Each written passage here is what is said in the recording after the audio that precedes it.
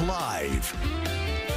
The holiday season is often filled with joy, traditions, and time with our loved ones, but for many families, it can also bring added stress, and that is especially true for the hundreds of thousands of dementia caregivers across Iowa and Illinois. Joining us today from the Alzheimer's Association's Iowa chapter is Megan Olson. Megan, welcome back to the show. Thank you. Thank you so much for being here.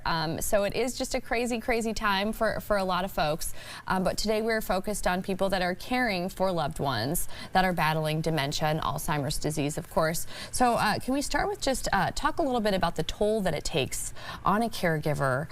You know, beyond the patient or the person that's living with this disease, it affects people around them as well. It really does. So maybe the individual who's going through the dementia journey doesn't realize that it's Christmas time. Yeah. Yet all of a sudden we're rushing around and we're doing 75 things and doing all of this stuff that we don't normally do. Why do we need to go to the store today? Why do we need to go to this outing? All of those things, and the weather changing. Right now it's getting warmer again.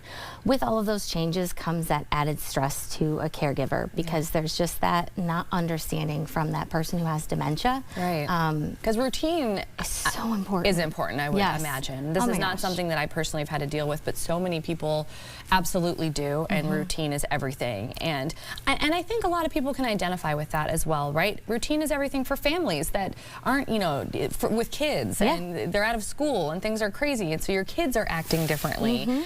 So it makes perfect sense. And when we're talking about caregivers, we've had you on the show in the past, of course, they're already dealing with health struggles of their own because of the added stress they're dealing with year-round. Yeah, and oftentimes they're not taking care of themselves, right? Themselves, and that does add to it. And making sure that you're having the ability to go to your routine appointments. The key word is routine. You need to go to them because you need to make sure that you're healthy to take care of the individual who can't take care of themselves anymore. Absolutely. Okay, so you are providing some super helpful tips for us today that they're going to help families that are dealing with dementia.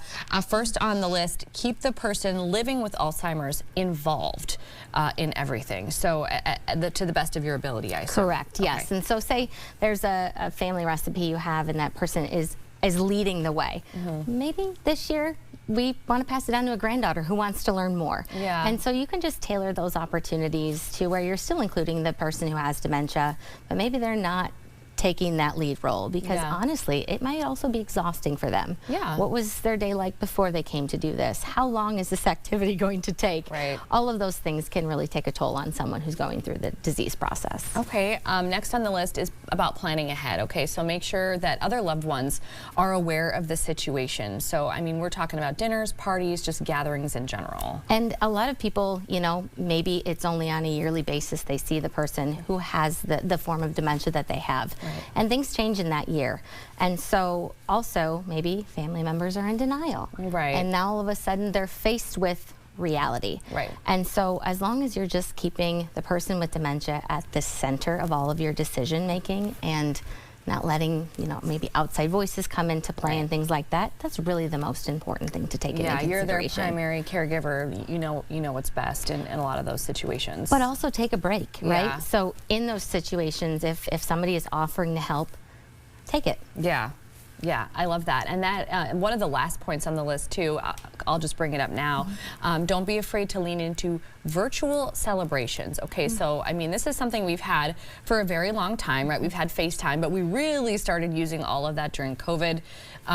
So a lot of folks are familiar with how to use this and they know that it works. So maybe that's an option. And it certainly take it into consideration because you think about how long is a car ride going to be? Are you going to be willing to take multiple breaks along the way, or are you trying to power through the 4 hours and not willing to?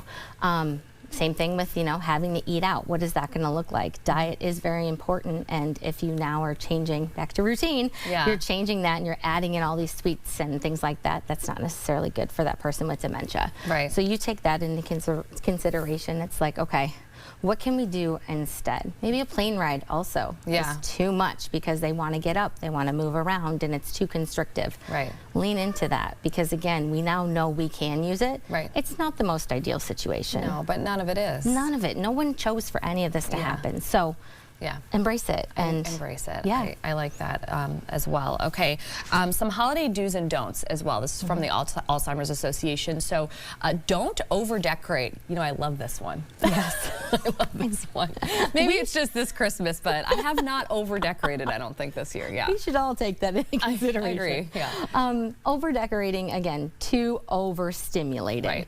Right. And something like decorations, just like this, are cranberries that are sitting out that are looking like decorations. What if they're not cranberries? So ornaments that may look like an ornament ball may look like a truffle that's wrapped up. Right. You're wanting to make sure to eliminate that because of the fact that you wouldn't want someone to inadvertently grab that thinking, oh, this looks like a great snack. Yeah. And so keeping it simple, plus then the less distractions, the better. Yeah. You may already have 4 different conversations of people going on. Yeah. That's overstimulating for someone. It might just be that you have holiday music and people conversing. Right. That can also be overstimulating. Lots of stuff. Yeah, lots of stuff to think about. Lots of amazing tips as well. There's the website on your screen, and we'll, of course, get those tips and information, all the do's and don'ts that popped up on the screen on our website as well, kwqc.com/Quad Cities Live. Megan, thank you so much for joining us today. Just all good reminders as we gather with more and more family members for the holiday season. Thank you.